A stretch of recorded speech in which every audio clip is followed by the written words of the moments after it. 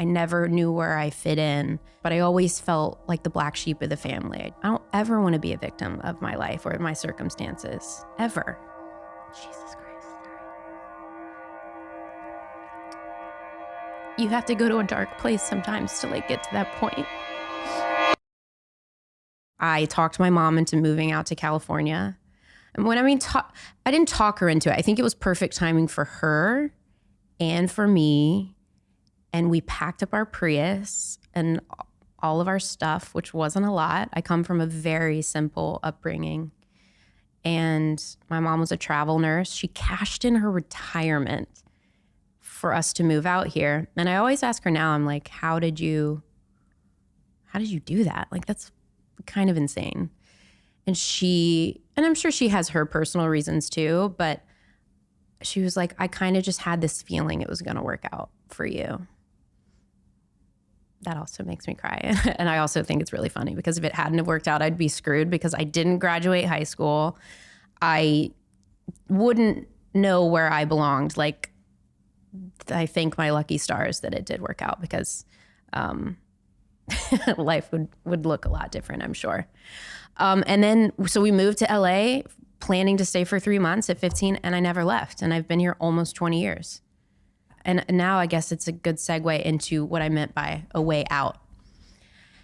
And I guess what I mean by that is I never felt, I knew that life there was not, I didn't feel like home. I never knew where I fit in. I love my family so much, but I always felt like the black sheep of the family. I just felt different, even as a little kid. And it's no wonder that I got into acting because I was always in my imagination. Like my coping mechanism was like dreamland in my head and like fantasizing about what my future would look like. Well, if you believe in the power of manifestation, my future looked like this.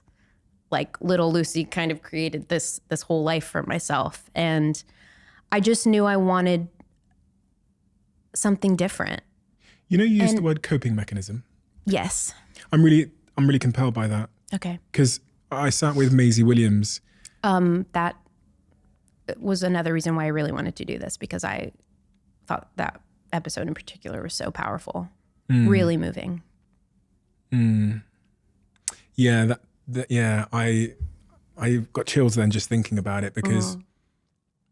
And as you were speaking, there was a lot of like through lines and similarities as to what you were saying. Like Maisie really kind of lost her identity because she was a very young actress and she became, but also she was, in her own words, using acting as a way to escape, which is almost what I heard from you there.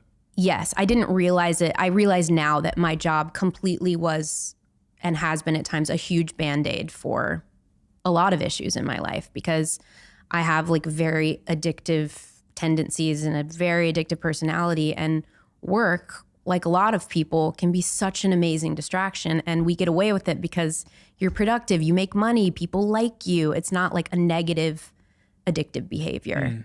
But it's so easy to not heal or not focus on what's going on when you're constantly busy.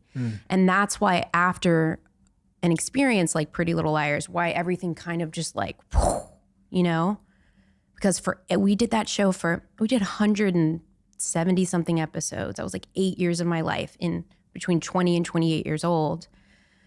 I don't feel like I emotionally developed I don't know what normal is, but I feel like I missed out on some normal experiences. And so it wasn't until that period of my life afterwards where I realized how I was contributing to my own suffering. And I didn't even realize the magnitude of it until I was outside of something like that show. In hindsight, when you look back on your younger years, you talked about your parents separating. What impact did that have on you in hindsight, in your view? You know, I often think about this because I think it was 100% the best decision for everyone. And you know, you hear about so many people staying together for the kids. oh my fucking no.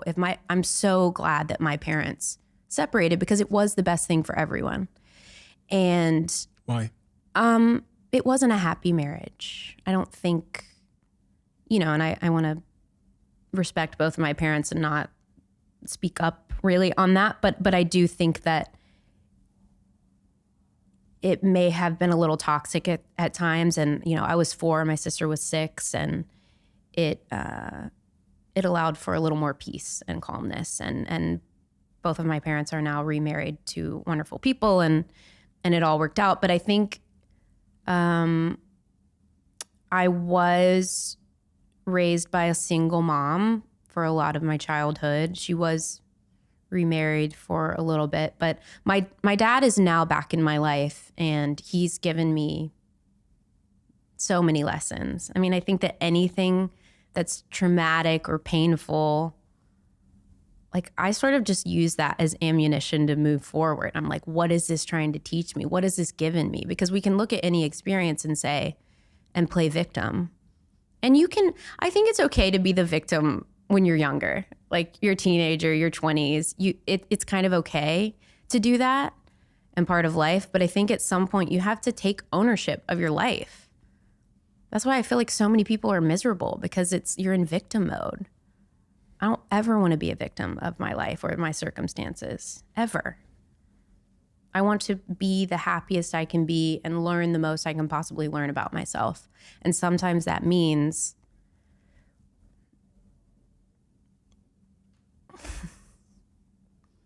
Jesus Christ, sorry.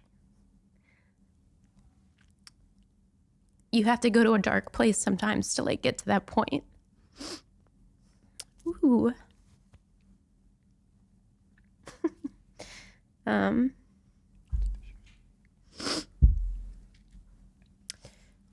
Thank you. I'm a crybaby. Yeah, that's fine. I don't even remember. Thanks. These remind me of McDonald's napkins, which makes me happy. I love McDonald's. It's expensive building this set. We've run a budget. I love it. I don't even know what I was saying, but sometimes you have to go to a dark place. What was I saying before? Sometimes I go in a trance and I just talk and don't even remember what I was talking about. Just talking about my parents' divorce. Yeah, I think it's so easy to look at these experiences and feel sorry for yourself. But life is so much more interesting and freeing and liberating when you look at things that have happened to you when you're a child and say, what beautiful lesson did I get out of that? And if we're just taking my parents' divorce as an example, the biggest lesson I learned from that is, what kind of love do I want in my life? What am I going to stand for or not stand for? If you love the Diary of a CEO brand and you watch this channel, please do me a huge favor. Become part of the 15% of the viewers on this channel that have hit the subscribe button. It helps us tremendously, and the bigger the channel gets, the bigger the guests.